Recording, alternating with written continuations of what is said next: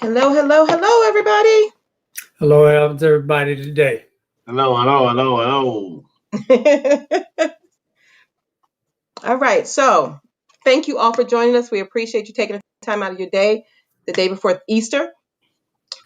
We have a really important topic we think is really important. It's overachievers versus underachievers. What's the difference? So I know we heard, about people that have been highly successful, and then people with really good ideas that aren't as successful for whatever reason. So I'm Niji. My co-host is Mel, and then we have cousin Skip. So I'm gonna transfer it over to Mel. Um, let us know what's going on, Mel. Hey, how's everybody out there doing? I pretty much chose this topic because it's a topic that I've been on both ends of the stick with. So I think I have a pretty vast array of knowledge of it. If you go to my playbook, or either my podcast, One Man, One Opinion, it tells you all about bankruptcy and how I went through it many years ago.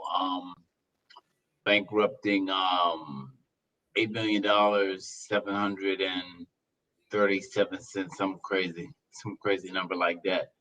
57 houses, and it was just a whole if I can use this language, shitstorm of everything that could go wrong did go wrong. From age probably 23 till I was maybe 31. I amassed all that money off of somebody just taking the time to teach me and show me how the real estate game worked. And this was back in the 90s. So I'm probably dating myself on my age, so but don't pay that any attention. But it's all in the thing of rebounding and coming back. And I chose this topic because I feel that everybody doesn't have the same work ethic, but we all want the same results. We see the guy driving down the street in a Bentley, and we like, wow, that's a nice Bentley. I wonder what he does, but nobody understands that it could be divorce behind that Bentley. It could be bankruptcy behind that Bentley. It can be multiple businesses that fail behind that Bentley. It could be a whole lot of different things. So, what makes a underachiever versus an overachiever? What is the difference? And that's going to be a topic of our conversation for today. Okay. Cousin Skip. So, which shall we tackle first, overachievers or underachievers? Let's do underachievers first. Okay. Okay. Well, in my estimation, according to the textbook, it says an underachiever is a person who fails to achieve their potential or does not do as well as expected by their peers. Of particular interest is academic underachievement regarding underachievers. However, we know that underachieving can apply to a person's life and lifestyle. Everybody doesn't have the same motor. Everybody doesn't have the same interest in accomplishing goals. There are many people who are more capable than their level of success will attest to. Well, in that estimation, you would probably say these people are underachievers. I would count myself as an underachiever for various and sundry reasons. However, I'm not extremely disappointed about that. I have my goals and I'm working on those goals. However, I do realize that I could put far more effort into my objectives if I chose to. However, I have to balance those things. Nancy?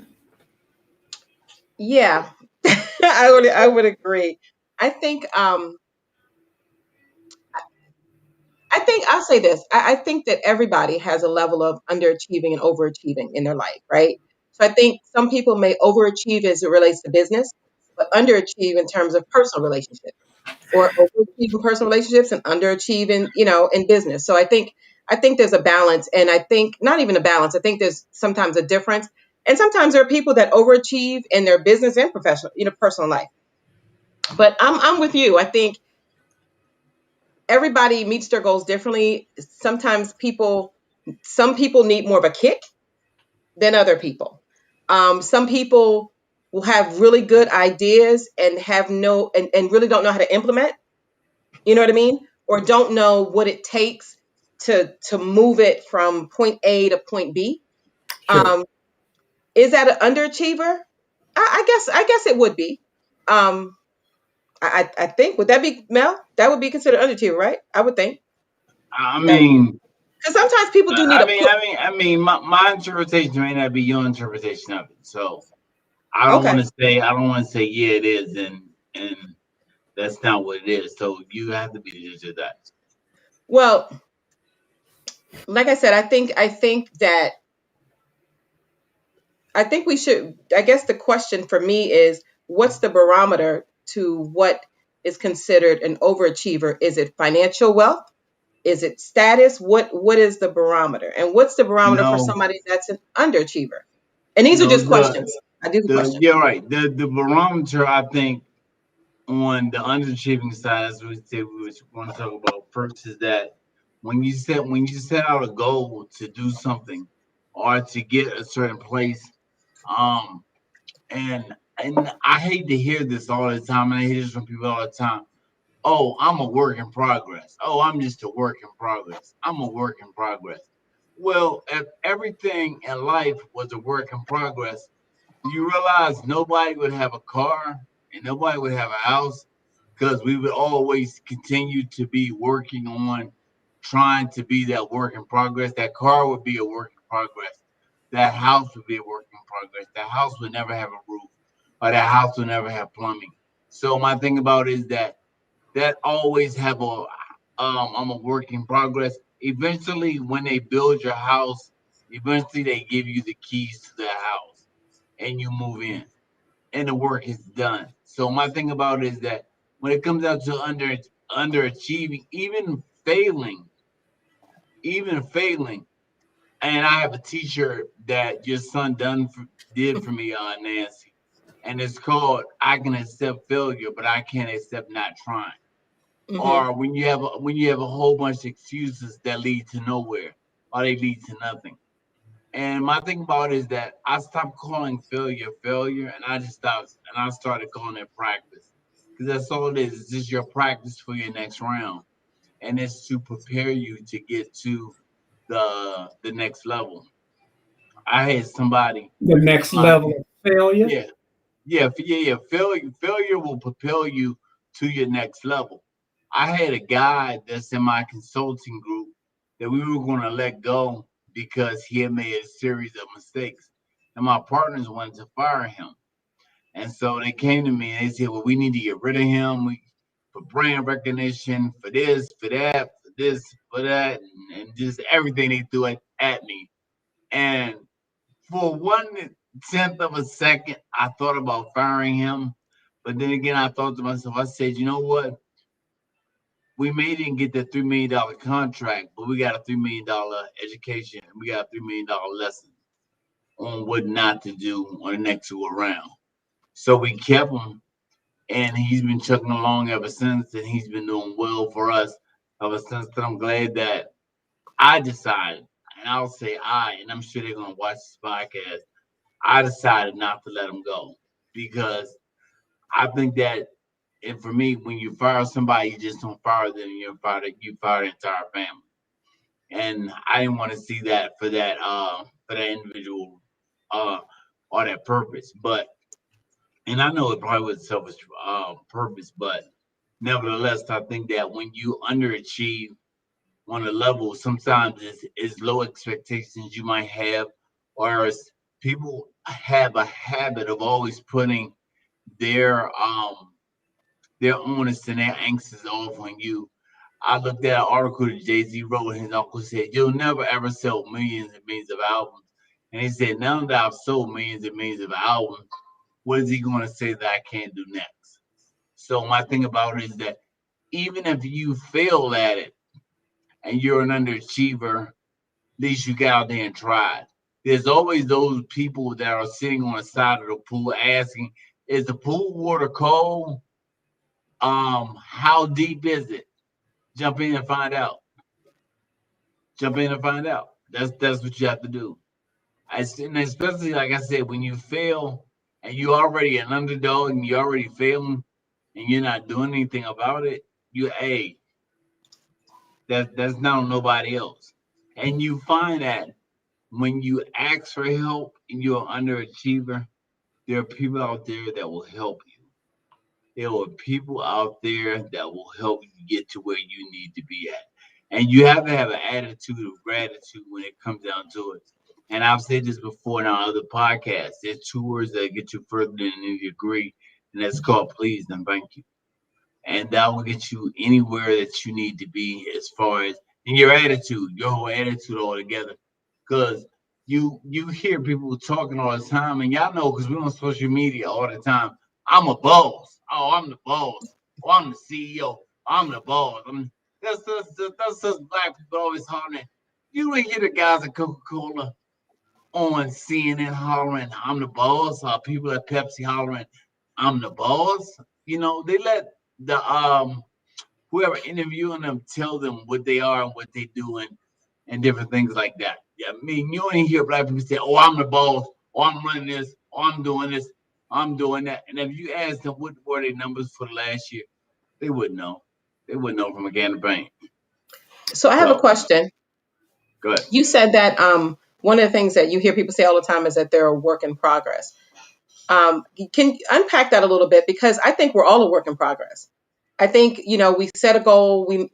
If you set a goal, you meet that goal. There's always another goal. So you really are still a work in progress, because if you're not a work in progress, then to me that says that you've arrived. You've perfected everything that you've tried to do.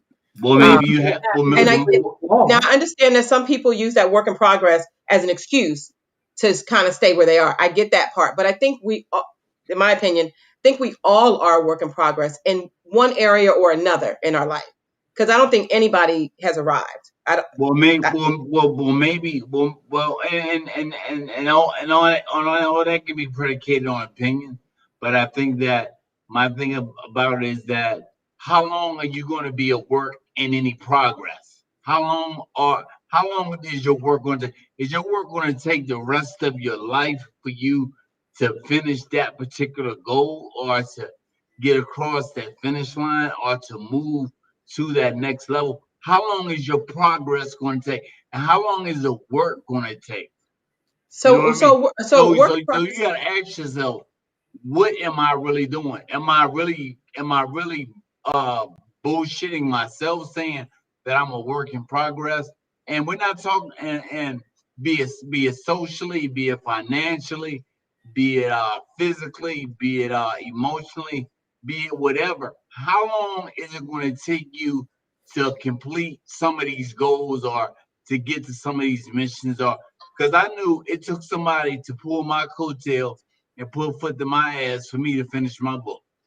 Or it probably wouldn't have been, or I probably wouldn't have been finished. I probably would have still been working on it and saying that life is still happening to me. I can't finish it. And so I had somebody say, "Hey, look, you got another book in you. You need to cut it. You need to finish it. You need to be done with it." And I need to get that level. I couldn't go to that person and tell that person, "Oh, well, it's still a work in progress. It's still a work in progress." I couldn't say that. And they weren't going to allow me to use that as a handle. I use that as an excuse. That just doesn't work. And out in the real world, when you go out there, it's like these kids on social media now. These kids nowadays, they wouldn't be able to be raised in the 80s and the 90s and in the 70s and in the 60s. They wouldn't be able to stand that kind of pressure. They think they're getting bullied now with these phones and all the rest of these iPads and all that type of stuff like that. They wouldn't have been able to deal with the pressure that we got growing up as kids. So it makes no difference. This is what it We is. we have a comment. Sure. Can someone read that? I have contacts on, so I can't really see it. Cousin Skip, can you Um. see that? Or Mel? Would. Uh. would appreciate tips on how to overcome uh internal conflict in order to achieve goals, how to hold on to your passions. That's a good question. This is a hell of a question. I It's a think it's a very very, good very good question. question. And it came from Tina Matthews, you know her, Budgie. Yeah. Well, take the question then. Take the question for Well, Tina. no, no. This is you Okay, ready? look, It's a good question. Or cousin Skip, one of y'all.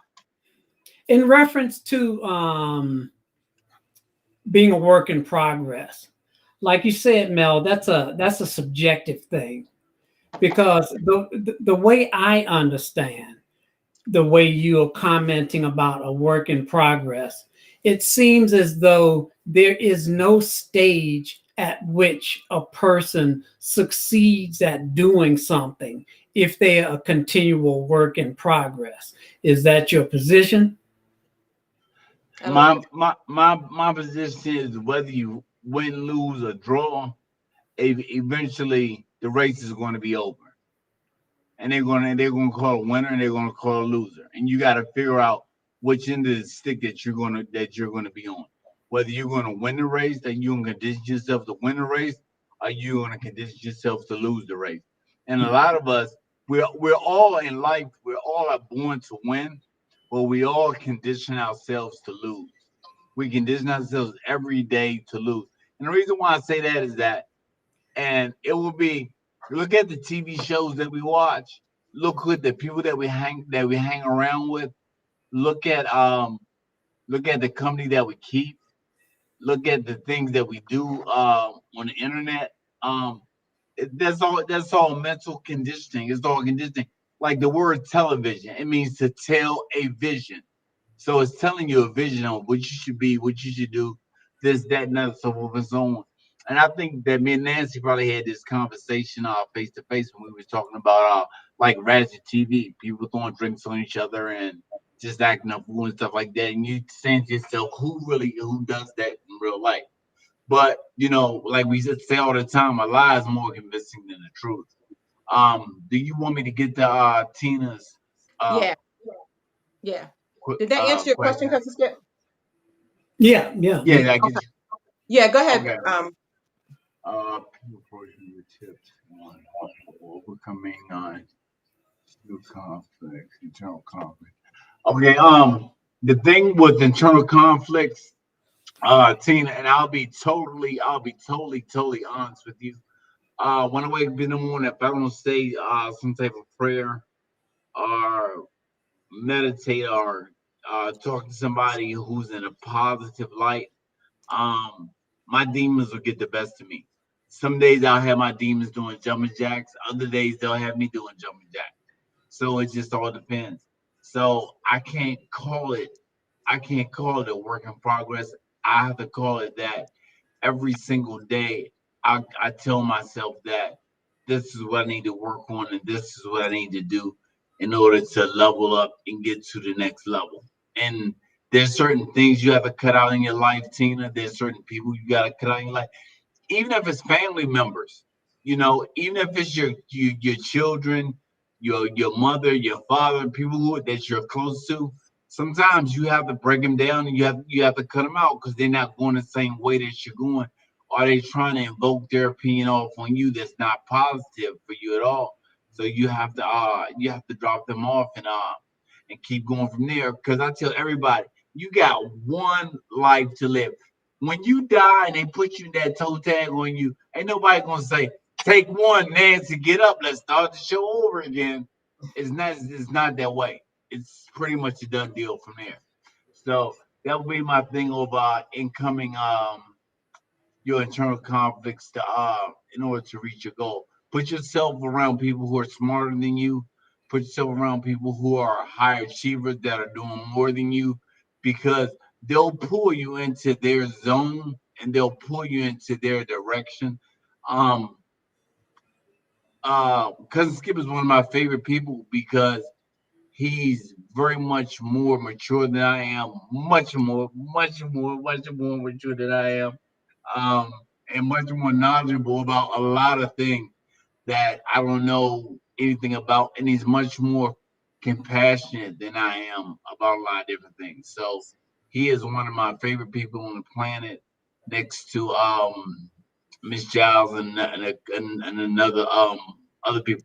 And I have people now that I'm older that I call my grandparents, people that I can go over their house, sit down, um, eat some collard greens, some cabbage, and get cursed out, told what I'm not doing, what I should be doing, and that whole type of thing. 'Cause sometimes your friends become your family because you can't choose your family, but you can choose your friends, and you can choose the family that you make for yourself in this life.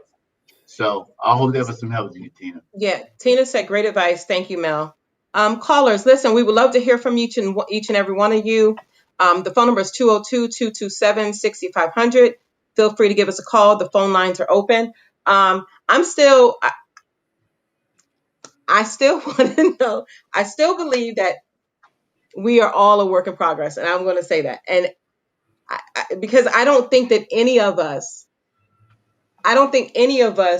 um, I just don't think when it's all said and done, no one will be at perfection. You know what I'm saying? Because if you're always improving and you're always improving, you will always be a work in progress. Now, a work in progress does not mean not meeting any goals.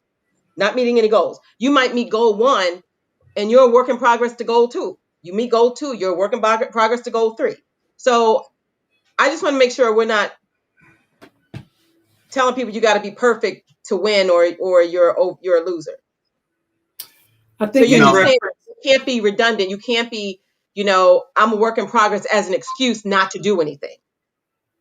Is that what you mean? Like, don't say I'm a work in progress and that's your excuse not to do anything. It's one thing to say you're a work in progress because you are actually working on, I don't know, maybe you're on goal 3. You done made goal 1 and 2. You're on goal 3.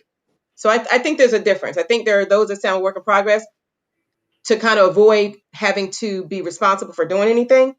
And then there's those that are truly a work in progress. Yeah.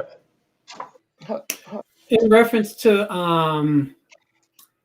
the comment about how do you hold on to your passion.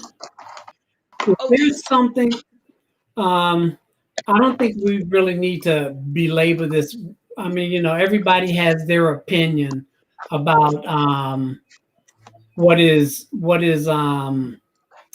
being a work in progress.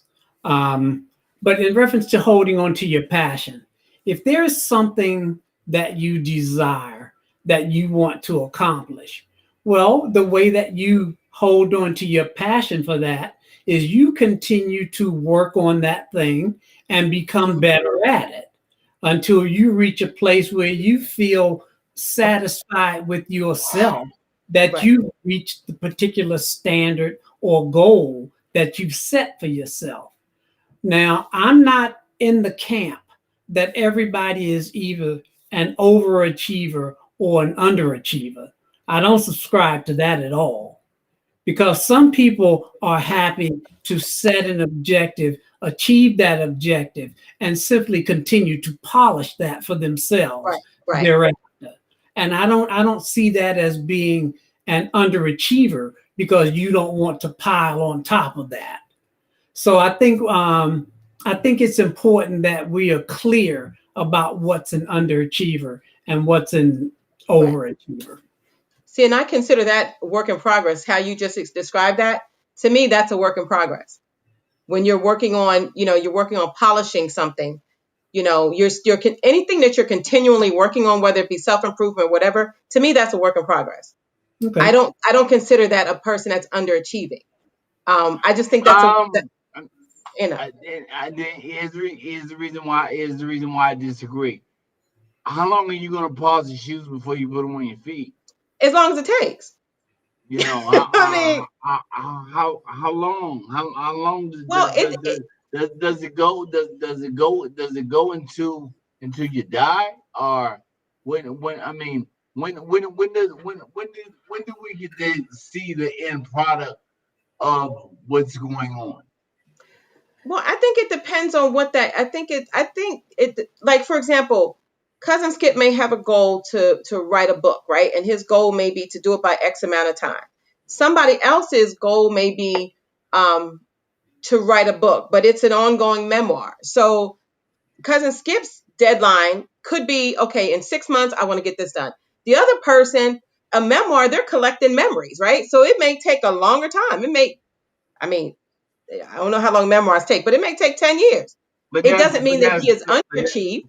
It's just two different goals at two different ends. I mean, we can't say what somebody's end should be and how long it should take. And, well, by this time you should have done this. And by that time, we can do that for ourselves because we know what our goals are and what our schedule is. But I don't think it's fair to, because someone hasn't finished something in the timeline that you or I or cousin Skip think they should, that doesn't make them an underachiever necessarily. I'm just saying, because only they know when they would. no. I don't know. I think it's Okay. subjective. Oh, well, I don't know. well, see, and I go back to, like I said, I go back to dealing with people who um go to a certain level, and they'll pull my coattail and they'll ask me, they'll be like, okay, you're supposed to be doing Mm-hmm. that, and the other, and we're waiting on you to do this, and you haven't done it yet. I can't keep going back saying that. I'm a work in progress. I'm trying to get it done. I'm doing my best. There's a time that you have to do it. That's why when people get fired on jobs and they come and they tell me why they get fired on jobs, I listen to what they say intently. I listen. Midbury told me one time, he says, when you fire somebody's son off of a job and they act surprised, you need to rethink what you're doing. But if you fire somebody off of a job and they don't act surprised and they just say okay and roll out, you know you made a good choice. But if they don't know, they don't know. Because I've seen people get fired from jobs and they'll be like, well, she fired me. She didn't like me because this, that, and that. I'm just like, you're getting personal. Let's talk about the job. Right. Did you know the job? Did you do? And Right. and right, and a lot of jobs are famous for not explaining the culture that goes on the job, for one. For number two, they don't explain how they go about their policies and procedures. Now I'm talking about somebody sitting behind Nancy and pointing over her shoulder saying, Nancy, this is what you do right here for this, right here, right here. That's not training you on how they go about doing their job or you go about doing your job. That's not a training session. You know what I mean? A Mm-hmm. training session is when you sit down and you actually train that person on what to do, and they sign off when they have an understanding, saying that I understand what this particular job is. Yada yada yada yada yada. I got it. You know what I mean? Right. So let So me if ask. go Go ahead. ahead. No. Go ahead. I cut you off. I'd like No, to no. I'd like to make a final comment about underachievers so that we don't finish the whole show on underachievers. Um, I take it that there are levels of underachieving depending upon whether or not you're working independently or you're working with other people as part of a group. That seemed Right, to be what I took from your last comment. right. So if you're So working independently, this is a mhm, self-satisfaction thing. Right. right. Right. Are you your own judge under these circumstances? But if you're working as a part of a group, then you're being judged by the other people with whom you're working.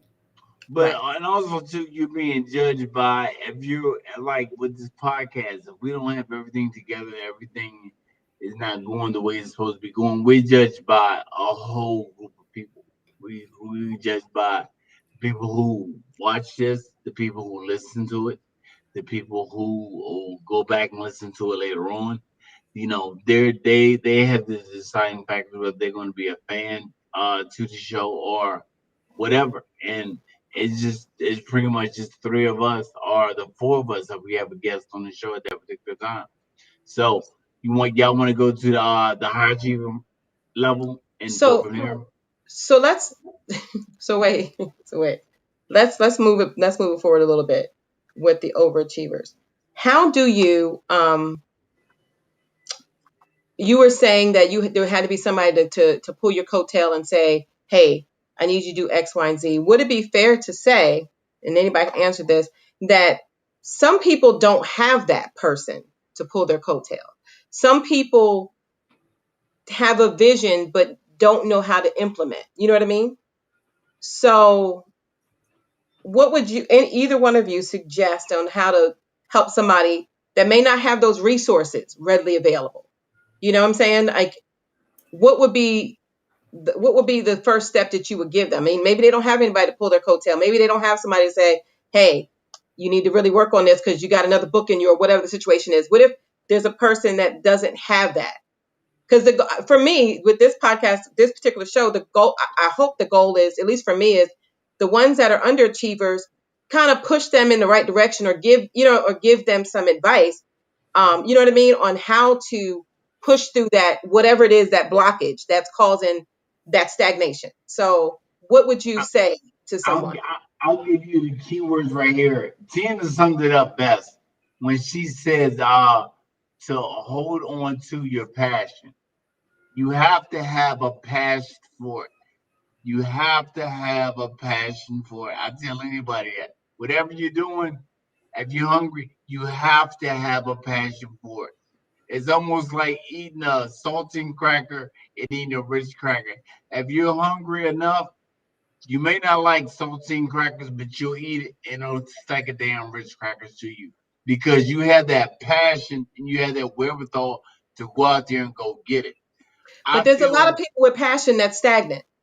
You know what I but mean? my thing, but my thing about it is that, and the reason why they're stagnant is because that's the choice that they're choosing to be stagnant. Nobody. Not Oh, necessarily. oh, Some people don't listen. There's visionaries, right? There's people that are visionaries. They see the big picture. They set a goal, set a plan, and then there are other people that just see the end result but have no idea how to go from. It's like you see what you want at the end, but you have no idea how to go from A to get to that point. And but it's not my thing, everybody. but But I'm my just thing saying. I about it think is that they mhm, much really don't want it if they don't take the time to research it to that's not find true. out, to research it and find out how to get there. Before I even started Some my people book, don't know. but hold on for a minute. Go ahead. I'm listening. Before I had to I had to research it and find out what to do and how to go about doing it. I had to Right? find out. I had to find out that information. So it was not a point of me because I didn't know. You know, I didn't know. That's why I sought out somebody who had been through the path before me, and I went and got that information from them because I was just that thirsty to get it done. And I'll share a quick story with you, and I don't want to take up too much time. Um, the only reason I got into real estate was one reason alone, and this will be still be chronicled a little bit in my next book. I heard my stepmother tell my father that little Melvin will never be nothing in life. From that day on, I took that energy and I put it all into real estate, and I put it all into buying the best, getting the best, and making money and doing this and doing that. And once I got everything that I wanted and I achieved everything that I wanted, I realized that I didn't want any of that shit. I just did it to prove to everybody else that I was going to be something and I was going to make this particular thing happen. That So was so that was pretty much my that was pretty much my thing. I didn't even so like doing deals once I realized why I was doing it. So So what would you tell? So having said all of that, you said that you researched, you went on, you read about it, and all of those. So just hypothetical, if there's somebody, say for example, that's listening to this podcast right now, right? They got an idea, they have a passion, but they don't have your personality or my personality or cousin Skip's personality to be a go to do all this research or whatever. What is like one thing you can tell them that could perhaps motivate them? You know what I mean? Like kind of give them a nudge, because some people, it's like you know you can swim, but you're on the edge of the pool, about to dive in 12 feet. You got some trepidation, even though you know you can swim, but you're scared to jump in. So what is one thing you can, like, a piece of advice you can give somebody that's teetering, that wants to get out there, but may be scared, may not have enough confidence in themselves. They got a passion, but they may not have enough confidence in themselves to take that dive. Maybe it's Because not there's their people out passion. there. Maybe that's what I would have to tell them is that maybe it's not their passion. No, I don't agree with that. And I maybe, don't maybe, agree maybe with that's that. not their passion. And I'll give you a good prime example because you live in the DMV. There's a pie out there that's in the stores now called furlough pies. These women came from Department of I want to say I don't know if it's Department of Energy or they came from one of the departments. They got out furlough, and they started this pie called furlough pies. And this pie took off. Ellen wound up giving them like 10,000. Jamie Foxx gave them 10,000. They wind up being in all Walmart's, Targets, and all those places like that because they took a minute and they took an idea, and the idea took off from there. So my thing about it is that if somebody's stuck and they're in a position, it's certain things that they probably need to deal with eternally on the inside. Because I Mm-hmm. tell people all the time, it doesn't matter what goes on with you around you. Only thing that counts is what goes on with the inside of you. So it's something inside of you that's going on It's called. that won't let you get to that next level, or you're not pushing yourself to that next level. And my thing about it is that I tell people all the time, fear means false evidence appearing real. It's not real. It's not real at all. It's called false evidence appearing real. Fear. It's not real. The only fear that a man is born with in life is the fear of falling down and the fear of loud noises. The rest of the fears that we have in our life are man-made fears. So We that's have. how I would tell them. Okay. That, I mean, that's, I think that's good advice. So basically, they need to, in other words, exercise whatever demon, their demons, so to speak. Um, Yeah. so Priscilla, I hope I say her last name right. McCabe, I believe that's her last name. She's saying, I love my job and am passionate about it. The perfect position for me. I could move up and forward, but have no desire to. Am I an underachiever for staying where I know I'm happy and content? So she's saying she has a job that she loves. She can move up and forward, but she has no desire to do so. So does that make her an underachiever because she's happy and content where she's at? No, no, Okay. no. Let me tell you why. Because she said the key word, I'm happy and content. She didn't say Right. that the family had to be happy and content. My mama got to be happy and content. Right. Big mom and them guys. She said, I'm happy and content. And I understand where she's coming from. Because I remember when I worked at the Department of Corrections, there was this captain there. And he was extremely smart. And I asked him one day, I said, why don't you try and run for the warden's position? And he said, you know what? I'm content in the position that I'm in. And I never understood that to years down the line.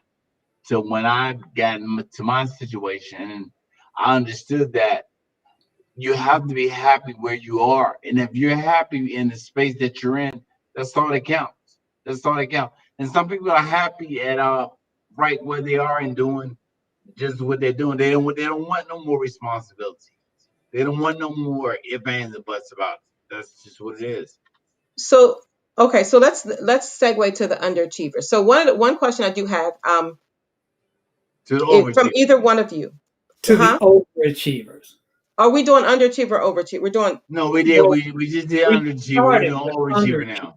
Okay, so this is a question that could be answered for both sides. What are some of the characteristics that make the difference between an overachiever and underachiever? And that's a question, just in case somebody doesn't know. Because I've read that people that are overachievers, they have a set routine that they do. Like, I think you said you pray in the morning. Some overachievers, they have a specific thing that they do every single day. So what are some of the characteristics, or what are some of the habits, I guess is a better word, that you think underachiever, overachievers develop? I can't tell you about underachievers because I try not to deal with them, and I try not to be one. But overachievers, I know meditation and prayer is a great one. Okay, somebody, Elizabeth Mulligan, I believe that's her name, right? Apologize if I don't say your name right. I believe that's the pronunciation. Elizabeth Mulligan. Mulligan. Okay, so she's saying, Nuji, people go forward in life in a number of ways. Some have strong role models in their family, teachers, and or friends. Some people do not know how to go forward and find their place in the world. They may or may not figure it out along the way. Did I miss some? Did I? Oh, wait. I think I missed some of it. Okay. Along the way, some people are late bloomers. Some people do not have the money for education and do not know how to get it because they are so overwhelmed by their life. Everyone needs mentors and a strong network to help them, especially the underserved. It is fortunate that some people find their way from poverty to success. That's very well put. I think in the final analysis Thank you, regarding, Elizabeth. Sorry. thank you, in reference Yeah. to underachievers, there are many factors that go into a person being an underachiever. Mm-hmm. But the assumption of an underachiever is that they have the resources that they need in order to get the job done. They don't, because there is something within themselves that either they don't have the drive or the motivation. It's not resources that keep people from being underachievers. This isn't, Overachievers. or an overachiever for that matter. Right. This is an inner characteristic or character trait that keeps an individual from aspiring to or achieving their potential. What was the tennis player name? Arthur Ashe said he has a great statement in his book. He says, "Start where you are. Start right where you are. Don't worry about going out getting a new racket or new balls or whatever. Start where you are and what you got." And that's what you do. I've seen a lot of people who have way less than I had to start off with and came out to be much more successful and do a lot of big things with their life and go ahead and go in that direction. I've seen it time and time again. So that's just the way it works. But this conversation is open for like different opinions and how people feel about themselves and different things like that. But Nancy, you said something important. It's something internal on the inside, and Skip, you bounced off on it too when you said it's something internally that goes on that people why they don't get to a certain place and certain things. And I know sometimes I have been I've been guilty, and I don't know if guilty is a good word when you're a black man in America, but I've been guilty of dropping people off um because we weren't going the same route. I got friends right now that want to get up, hook up, meet up, and let's do this, let's do that. But I'm just like, for what? I got these podcasts I'm trying to do. I got other things that I'm trying to do. I don't have time for that. I'm not that guy from 20 years ago, or I'm not that guy from 15 years ago. I'm somebody totally different that I'm trying to get to that next level or and my thing about it is that I'm a little sometimes biased or a little indifferent to people who, when I don't see them trying to move and do what they need to do, but want it though. They want it bad. They want it really bad, but they're not doing anything to get there. So that that What gets is me. the definition of an overachiever? Good question. I think for me, I think my definition of overachieving would be Steven Spielberg. He's my overachiever. nobody in the world should have that many hit movies like he does. He's just the over.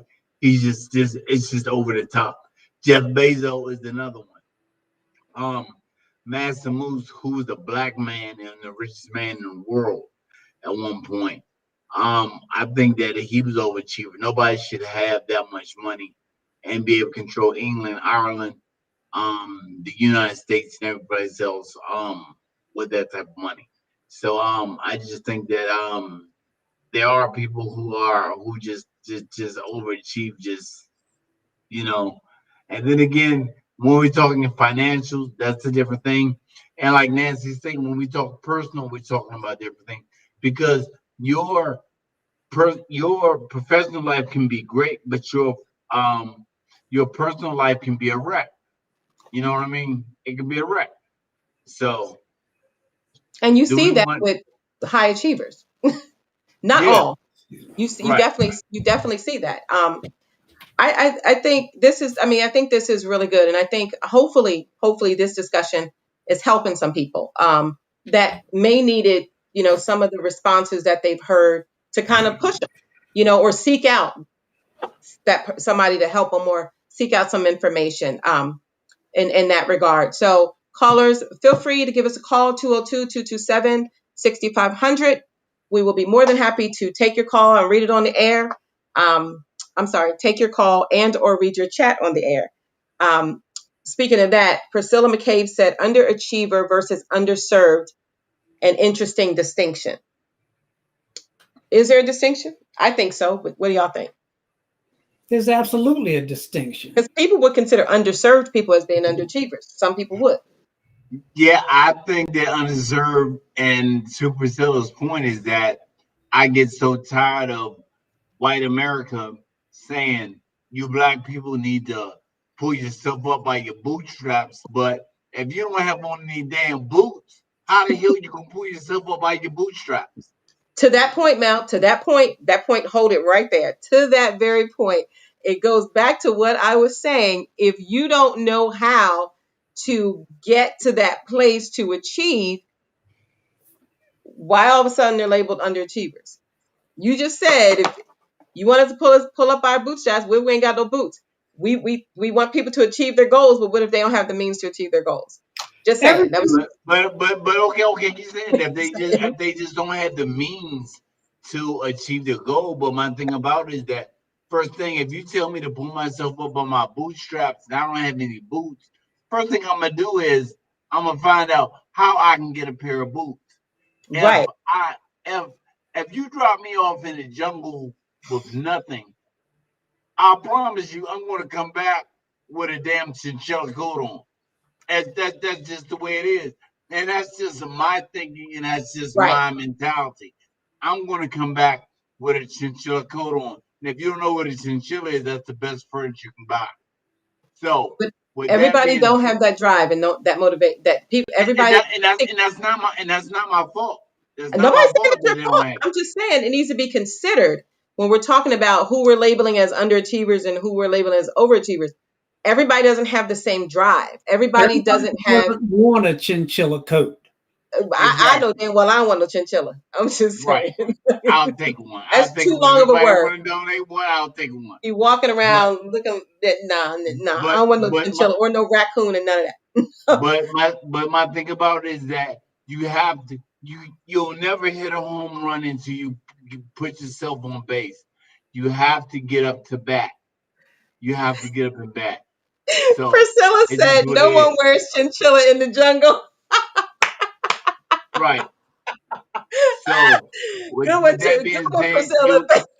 you're not going to get out there. You're not going to do anything. You're just not. It's just what it is. Yeah, yeah, So yeah. Overachiever is a word that has come into the vernacular. It was first used in 1939. It was used in the context that overachievers are individuals who perform better or achieve more success than expected. Well, you can see the subjectiveness in this, because whose expectations are these? Right. Right. And who determines what's overachieving? Exactly. Right. So these are all very subjective points of view. However, there is some validity if you know an individual and you are aware of their abilities and their Right. capabilities, and you just see them sitting on their hands. Well, obviously, these are people who are, well, sometimes lazy and underachiever are synonymous. It depends upon how much you know about the individual. Overachievers, But my overachievers are people go ahead. who are driven. They're driven. Yeah, Exactly. that's a given. Yeah.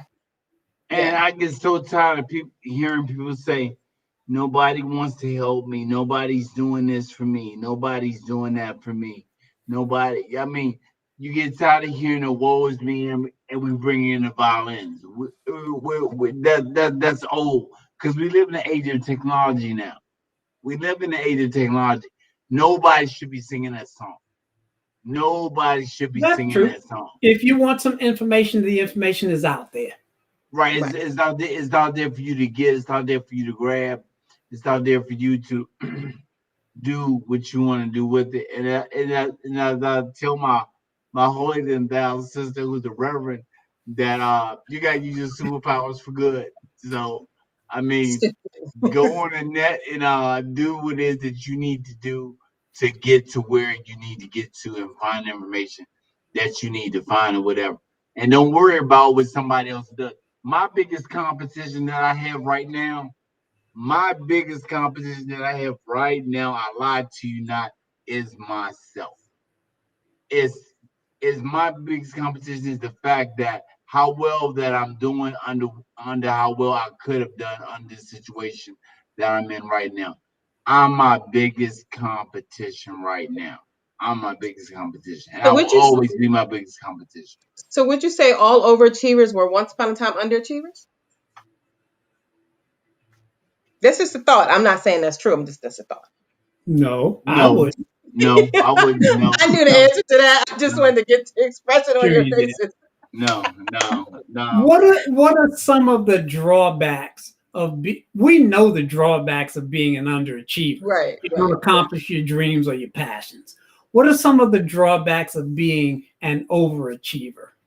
They're not always flexible. They're not flexible when it comes to things that they're not well versed in. They're well known to be inflexible. What else? Exactly. They're very staunch in their position. They don't know how to pivot when needed to pivot. They just it's like this. That's it. Just saying. No comment. And sometimes overachievers, how can I put this delicately? Sometimes overachievers, because sometimes their drive is such that they're sometimes they lack in compassion and they lack in humility. You know what I'm saying? I'm not saying all, I'm not even saying some. I'm just saying sometimes you can find that. Some overachievers are considered arrogant, and they may not be. They really may not be. But then there are some overachievers that are arrogant because they're not humble. You know, they can do their Hail Marys full of graces and all of that, but they're not humble. So I think that makes a difference. They have, or should I say, they have not been humble. I don't know. That's just Well, Well, I a think well, thought. well. Go ahead, gonna skip. But no, I think there's a question from Elizabeth. Mulligan, Elizabeth Mulligan. I think and overachievers are it's people a who. very good point. Yeah, she does. She does make a very good point. I think the overachievers are people who never give up. It says they work incredibly hard to achieve their goals. It says overachievers come in many categories. Steven Spielberg is a wonderful overachiever. Oprah, Hmm. who had such a challenging childhood, is another. Wonderful I overachiever. just stop. Wonderful overachiever. Um, a single mother raising her children alone, working two jobs and just going to college at night and getting a degree in nursing or accounting. Okay, I definitely I definitely think that her point is well taken. Her point is true. Yeah. Her point is, yeah, her point is definitely true.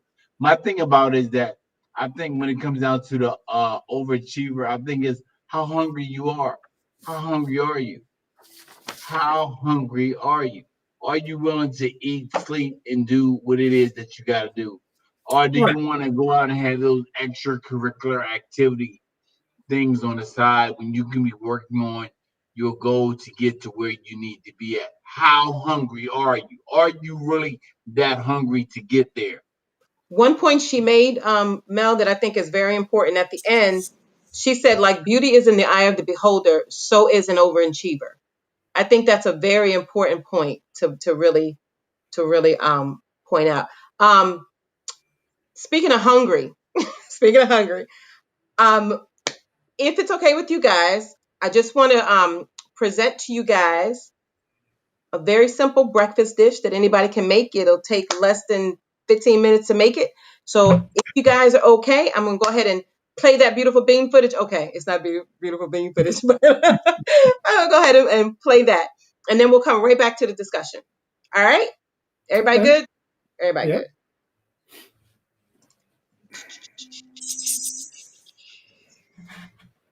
Oh, sorry, guys.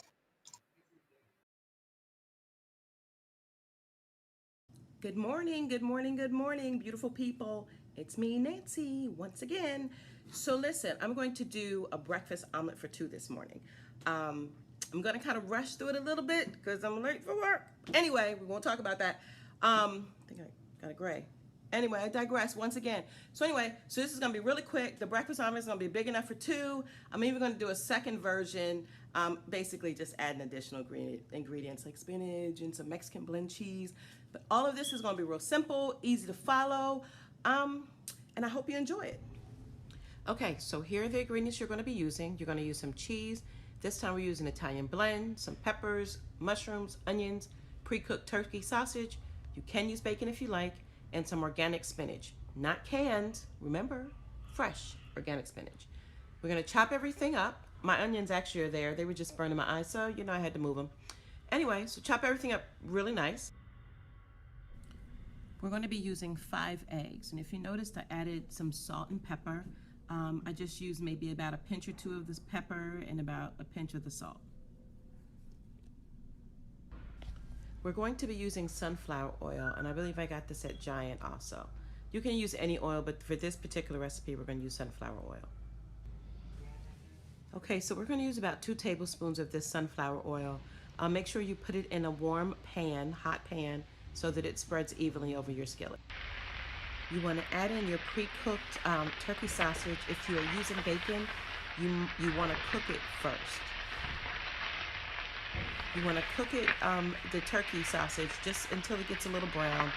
As you can see, it has some little brown edge on it. So that's all you want because it's already done. So you're not cooking raw sausage.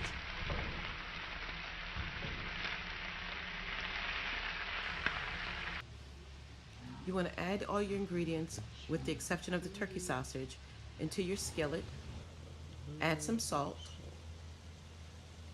You might want to taste it after you add the salt and after you stir it in, of course, just to make sure you have enough salt for you. And you might want to add pepper if that's what you choose to do. But you want to mix it well. Make sure you have it mixed well. And you should be doing this over medium heat if I haven't mentioned that.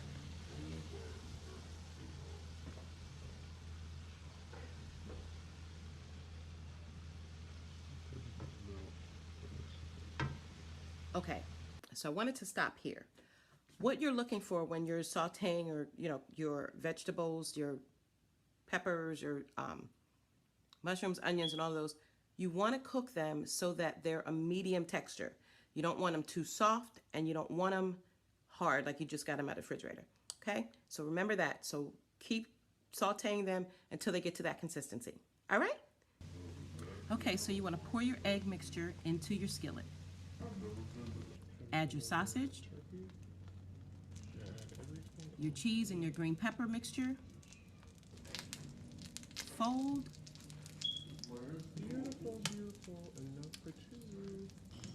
Voila. That looks pretty. Ooey gooey goodness. Ooey gooey goodness.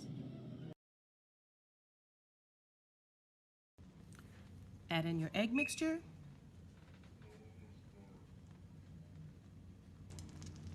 Spinach, pepper mixture, and your Italian your sausage or your bacon, whichever you choose to use. Add your cheese and your spinach, if I didn't mention that. Got a big version. Fold it over. Add a little cheese on the top with a little parsley. That's the dried parsley, by the way.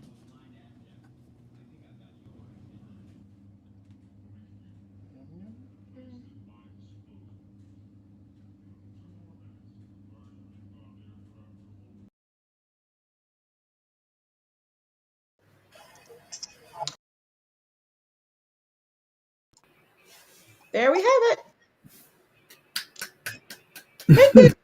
Just a real quick breakfast frittata. Omelet, which goes a long way. So there you have it. Feel free to go to my YouTube channel. There's more things on there. There's tips of the week, different variations of different things up there. So check it out. All right, back to you, Thanks, man. gents. Thank you. I believe that's it. I just want to tell everybody, chase whatever goals or whatever dreams that you have. Whatever it is, be your own judge on how you get there, what path you take, what you need to do, how you need to go about it. And whatever it is that you want to do, just position yourself correctly and know that if you can accept success, you can accept failure too, because the two go hand in hand. And you'll be good at whatever it is that you put your mind up to do it, because if you can see it, you can achieve it. That's just the way it works. And you're not a work in progress. You just have goals that you have to meet. Stop saying that you're a work in progress. You're not a work in progress. You just have goals that you're trying to meet and that you'll get there. Because progress means that you just keep chugging along, like a train. And you're not a train. You're not a train. You're a human being. So you'll get there. So I just want to tell you, hey, you got to go. You're trying to get to, hey, by all means, do what you need to do. That's it for me for today. So just final words from piggybacking on what Mel said and what Cousin Skip said earlier. The other thing is, I think it's important to reach out to someone that is doing what you want to do. You want to be an author, reach out to somebody that you know that may be an author, or pull up a YouTube video. Go to YouTube. I mean, YouTube really does have just about everything under the sun to find. But and if you don't feel like you have that personality, that outgoing personality, reach out to someone. Think Small Business Association has coaches. They have mentors that you can reach out to, and because sometimes we all do need that push or whatever. So I think that's important. I think this was a very good session. Hopefully we've given people some good insight, some good takeaways, to help them kind of push to that next level of setting those next goals and reaching those goals. So that's all I got. Cousin Skip. Be careful being too hard on yourself. If you have an objective, if you have a passion, work on those objectives and passions. Do what you need to do to fulfill your goals, your desires, and your dreams. But be careful setting your standards based upon what you think someone else would have you do. Right. What you need to do is make a plan for yourself and work on that plan. Thank you very much for joining us today. Thank you so much. We appreciate it. We appreciate discussion. Yes, right. love. Be kind to each other. Okay. And look out for our next podcast coming soon. All right. Talk to you all later. Good night, everybody. Good night.